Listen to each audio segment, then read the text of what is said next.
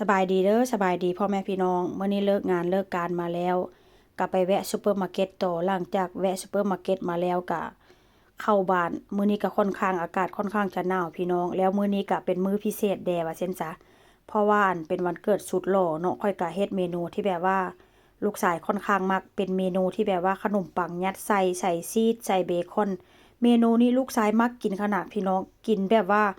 ขนาดก็เฮ็ดให้3ชิ้น แล้วก็ใส่ชีสอีกก็ยังแบบว่าขอกินเพิ่มแต่ว่าค่อยก็บ่ให้พี่น้องเพราะว่าอันนี้มันเป็นอาหารว่างเนาะเด็กน้อยส่วนหลายคนทางนี้เขาเจ้าจะกินแบบโยเกิร์ตเป็นพวกหมากหมกหมากไม้หรือว่าเป็นขนมปังยัดใส่แบบนี้พี่น้องแต่ว่าถ้าหากว่าผู้ใดมีขนมปังแบบเป็นก้อนหั่นน่ะก็มาหั่นเอาตามขนาดตามใจมักแบบใดก็หั่นแบบนั้นพี่น้องแต่ว่ามื้อนี้ค่อยซื้อขนมปังแบบว่าอันเป็นแผ่นแบบนี้มาว่าเช่นซาแล้วก็ ชีสนี้ค่อยก็จะหักเอาเด้อพี่น้องถ้าหากว่าผู้ใดเฮ็ดอยากให้มันงามก็เอามีดหั่นแต่ว่าค่อยนี่หักแบบธรรมชาติเลยพี่น้องหลังจากนั้นแล้วก็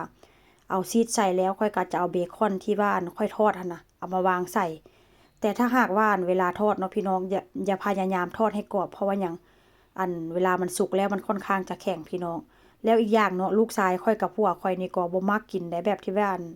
ทอดกรอบๆแล้วก็มันสุกแล้วมันแข็งหั่นน่ะ เพราะว่าคนทางนี้ส่วนหลายบ่กินคือบ้านเฮาพี่น้องกินค่อนข้างจะแตกต่าง